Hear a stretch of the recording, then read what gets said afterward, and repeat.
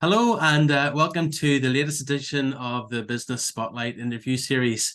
Today it's my great pleasure to be joined by Judith Hindes. Judith is owner of Flight Gymnastics Academy here in Northern Ireland. Judith, delighted you could join us. How are you today? Oh, great. Good, Really good. Lovely sunny winter's day. It's very nice. good. Why don't you share with us who you are, what you do, and how long you've been doing it for? So I'm obviously Judith Hindes, co-founder of Flight Gymnastics Academy, which is a gymnastics club.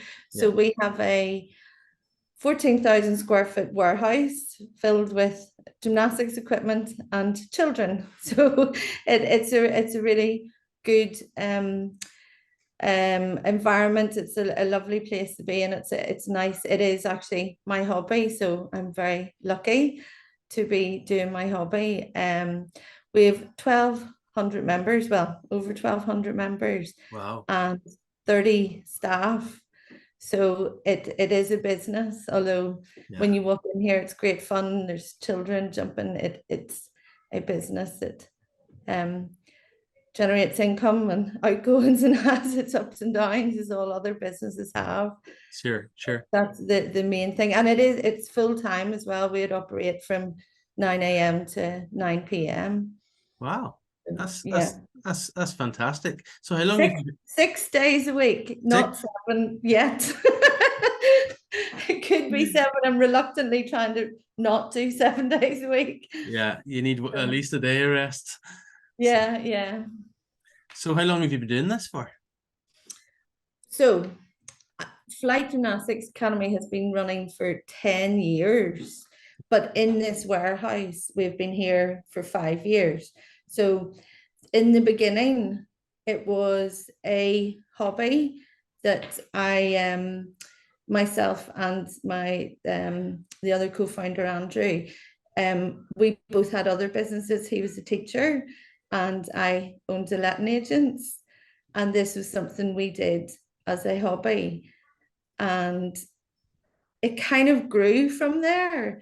And I really wanted to kind of change the perception of what a hobby is and actually making it into a business and getting coaches who have done qualifications, have invested, that they get paid for their time and their skill sets that they're bringing to it. Yeah. So that's kind of how. Plus, I owned a letting agent during the recession, so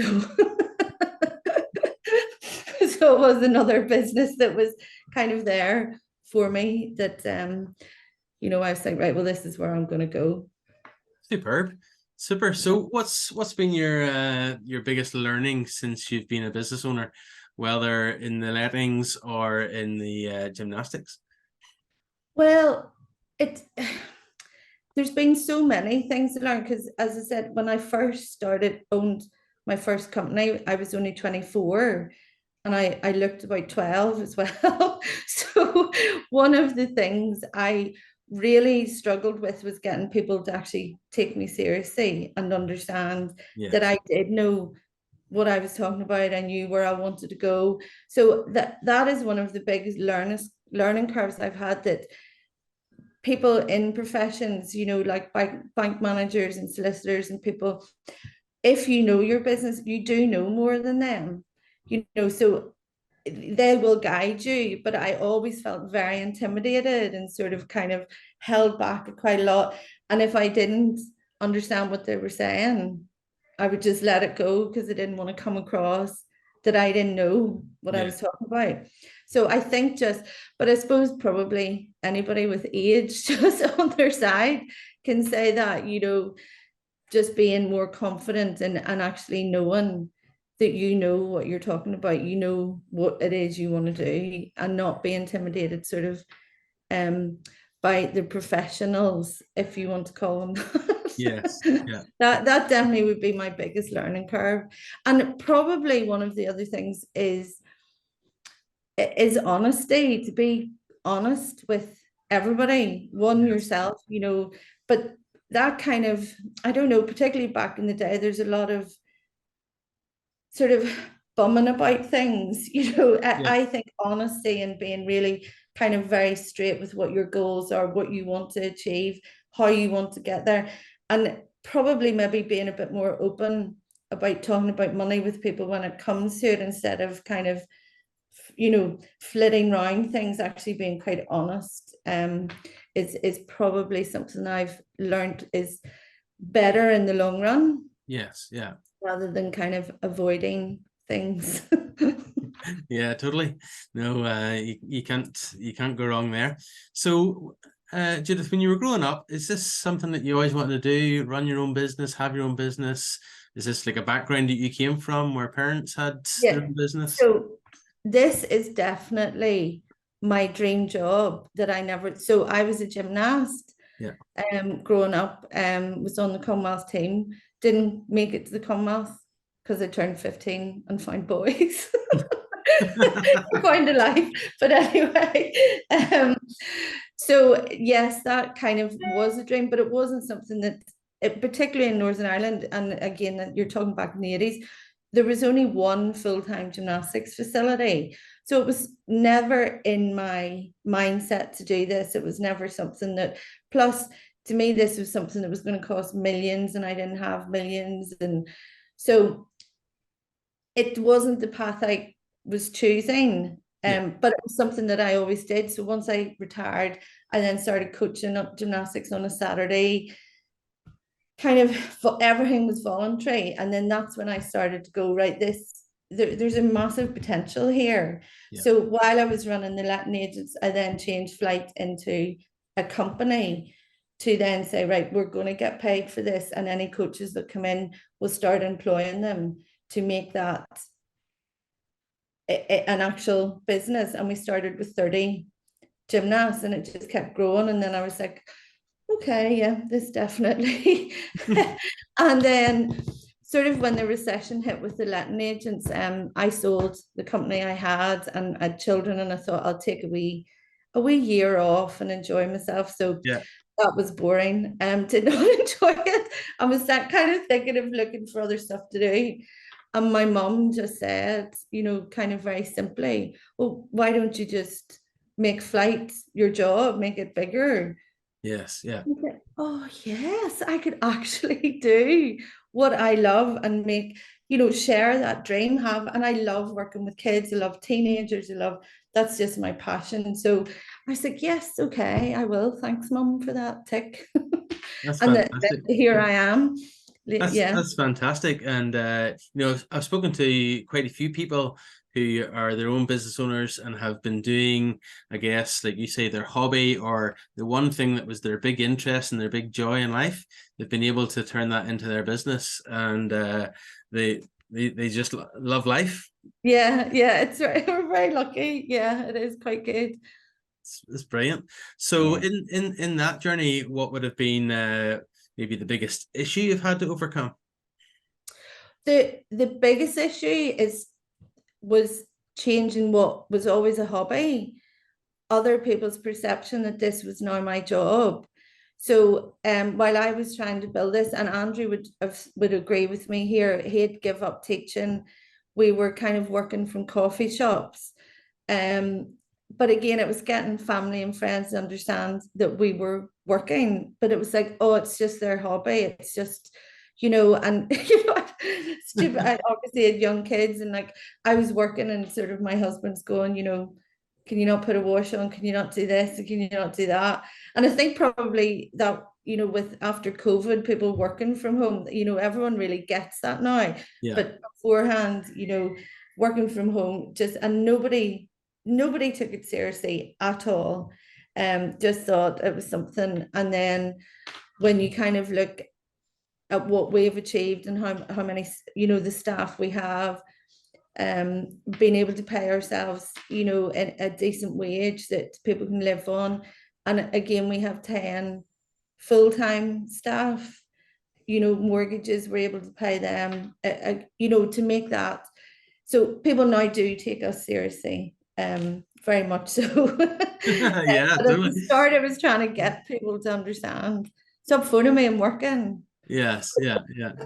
No, fantastic. So On this journey, again, whether it was in the previous lettings or with Flight Gymnastics, what's the main thing that you've learned about yourself during your journey? Well, it's really hard. The one thing I don't really like self-reflecting. I don't like doing this is something I wouldn't really do.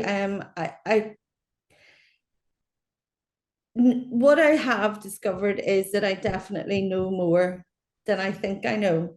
But I left school at 15, 16. So I always had that thing that because I didn't have further education or a degree, that I couldn't sort of stand up to anyone else in business, or when that kind of what I went back to, that sort of feeling slightly intimidated by solicitors or bank managers, or I think just now in time and stuff, that confidence has grown, but still not great. Like I still, when you come to meetings or doing things, I'm like, what I do find, I have to Google everything. Like there's so many, abbreviations of things. And I'm like, and I definitely am more confident now to kind of say, sorry, what are you talking about? Yes, yeah. If we're in a situation, I'm like, I don't understand what you're saying. So that's probably, and I think the other thing I've definitely learned is how much I love working with people, and how I do have that approachable from a managing quite a lot of staff and quite a lot of young staff. Yes, yeah. I kind of understand that I know that I can do that, and I'm confident in that, and I can tell somebody if they're going in the wrong direction, sort of bring them back in a good manner to make them still feel appreciated, and Yes, yeah. that there's ways around it without kind of just giving off at people. Sure. No, that's great. And I know sometimes it is quite intimidating to do that, self-reflecting and to look back. Yeah. But that's great sharing. Thank you very much for that. So what has been the most surprising aspect of owning a business? There's nothing that really has surprised me. The COVID is the thing that, floored everyone. And I think Sure. I think it's that thing, if you can get through stuff like that, Yeah. nothing is really a surprise after that, because you can always go, we were just told we had to shut the whole business. And we, as I said, we'd staff to pay, and nobody knew about furlough, and, all of those things. And you adapt every day. Every day is a different day. And although the kind of running of the gymnastics is exactly the same, nothing has surprised me, because everything, is kind of like, what? You just never know what you're going to get. You never know what complaints you get in, what rewards you get. So that's one thing nothing really surprises me, to be honest with you. Yeah, but Yeah. through that you've obviously I guess learned that resilience that everybody had to do to come through that pandemic. Like it's not every year we experience a pandemic. No, I know. So again, a great learning curve. Yeah. But even still, like, I don't want to sort of go into anything financial, but Sure. there was COVID, then we got furlough, and luckily we had employed all our coaches. A lot of in the sports coaches are self-employed, so I think we were lucky that we had that employment thing. And then there was bounce back loans, and the government were kind of helping out in a really good way, in a really positive way. Yeah. But then 2 weeks ago I get an email saying, we give you too much, you have to pay it back. So that's why I kind of said nothing really surprises me, because you just never know. It's like, thanks, yeah, oh, but now you owe us money. That's like, right, okay, whatever. So there is all of those things, but yeah. Just looking back, I was having a wee thought there, a wee memory about it. I was like, yeah, one of those things. It's quite amazing the journey that we've all come on through such an odd time in Yeah. history. Yeah. Because I guess on the back of the pandemic, then there's been the whole cost of living crisis and Yeah. prices going through the roof for so many people. I'm sure you Yeah. have huge electric costs if you're running a warehouse, and heating and the lights and all that sort of stuff. So I have that. Literally, the gym is like, I feel like my dad in the 80s. Turn the lights off, turn the heating off, put a jumper on. Yeah. It really is. I'm like, why are the lights still on? So anyway, Yeah. yes, everyone's turning into that, just to keep costs down in some way. Yeah. So tell me this, did somebody inspire you before you went into business for yourself, or maybe today, who inspires you in business? So nobody inspired me. Like my mom and dad are they just worked their whole lives. So, and no one in my family kind of would be running their own business. It's just so I always get this, they all think I'm great. I always get these lovely compliments from them, but I don't know how you do it, blah, blah. But actually, it is just literally something that I kind of fell into. Unfortunately, I think it's because I didn't have the education to fall back on, to say when I was going for jobs, I have these GCSEs, these A levels, this degree. So in some ways, I was sort of forced to create my own path in that. Yes. But I have to say, my inspiration at the minute is just seeing how many young people are going with it. Like on TikTok, and they're just they're great. I was watching a girl the other day who's traveling around the world, and her money, she is making rings out of the end of a teaspoon.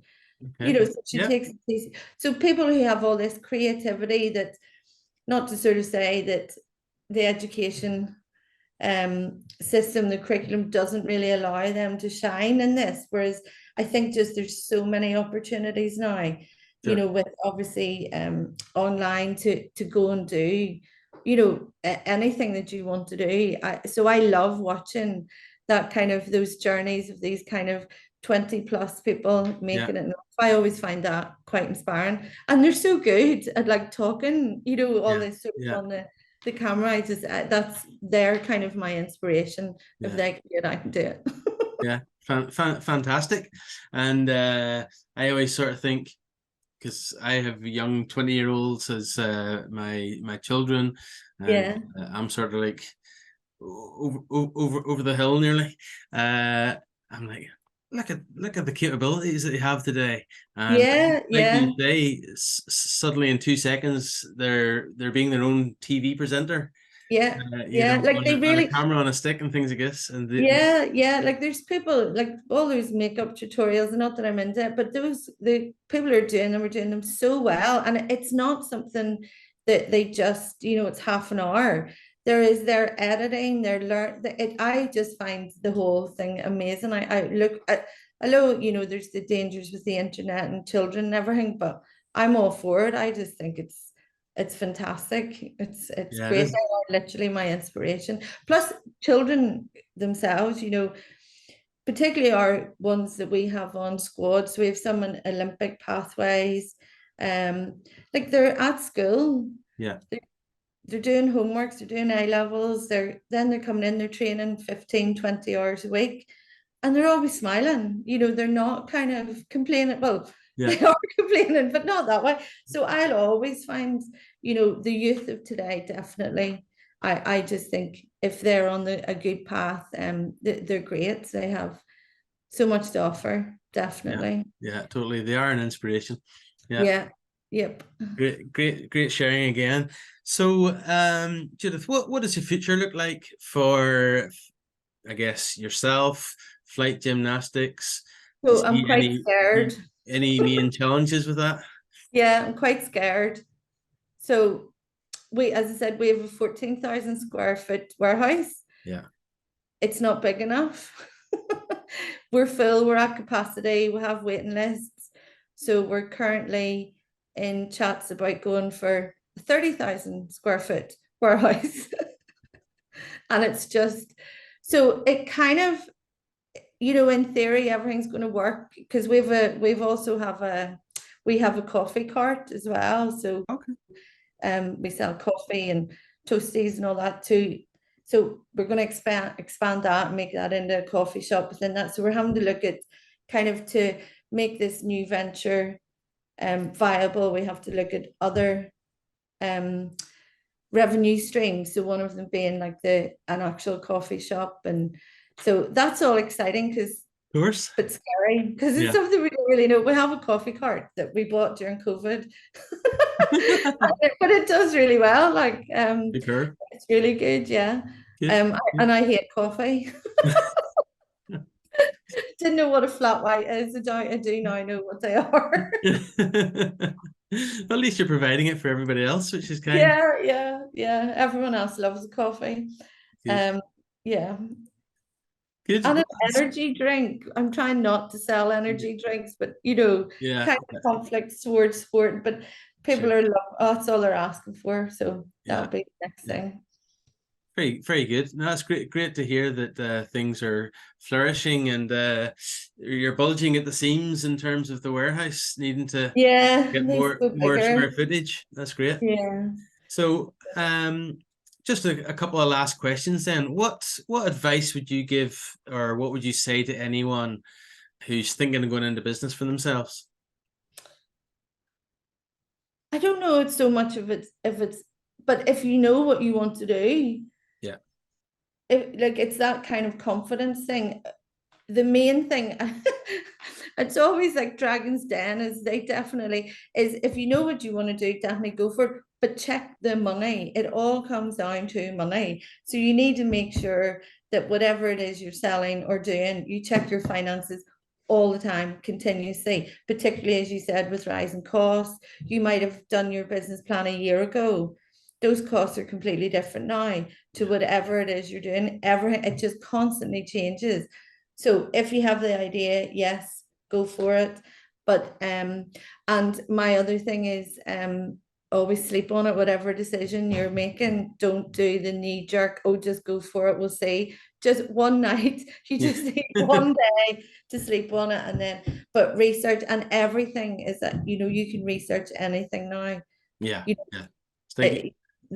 you've too much information. It's trying to work out which one's right. But definitely Google everything to get as much information on things, but always go for it if that's what you want to do and you know your stuff. Definitely.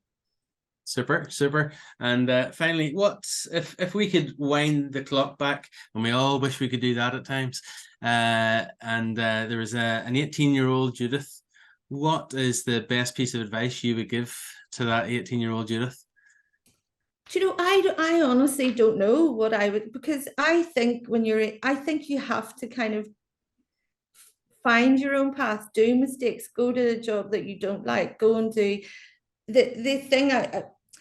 the one thing I said at the start was just because I kind of was young in business and looked young, not to feel intimidated. That would be my only thing. But I also think people need to feel, go to a place where they're not enjoying a work. This is not for me. So, it's follow whatever is happening and go for it. But if you don't like it, change it. Don't stick in it. Don't stay in it. My dad was in the shipyard, I think, till he was like 14 till he left, and he's so talented. He could have done anything. I wish he had have kind of just left and gone for it. I had a relative, and my dad always said that that particular relative hated their job, and they stayed in it like their whole life and retired from it. Whereas my dad, he loved his job. It was hard to pull him away from it. Even now that he's retired 30 years, he still has an interest in that. So, well, I think everyone should aim for that. That would be definitely, don't just stick to your job and go, well, I'm getting paid, go for it. If you definitely, there's opportunities. As I said, there's so much out there. And so delighted that you are working in your hobby as such. So just having that job of doing what you love, it's just fantastic. Yeah, it is. It's just it's ours, so that's the thing, you know. Yeah. I think Yeah. anyone will say if they run their own business, there's no finish or end time. It's just kind of constant. Like Andrew, my business partner, he's in Australia on holidays at the minute. Yeah. I think I've sent him maybe 2 emails a day and a text message every now and again. Or vice versa when I'm on holidays. I don't think you Yeah. ever get that, you know, a proper 2 week off. Yeah. It's always something that, but anyway, such is life. Very good. Well, Judith, really appreciate you taking your time to share with us today. Wonderful to learn about yourself, about your previous business and Flight Gymnastics. And just want to thank you again and wish you every success going forward. Yeah, no, good. Great. Thank you.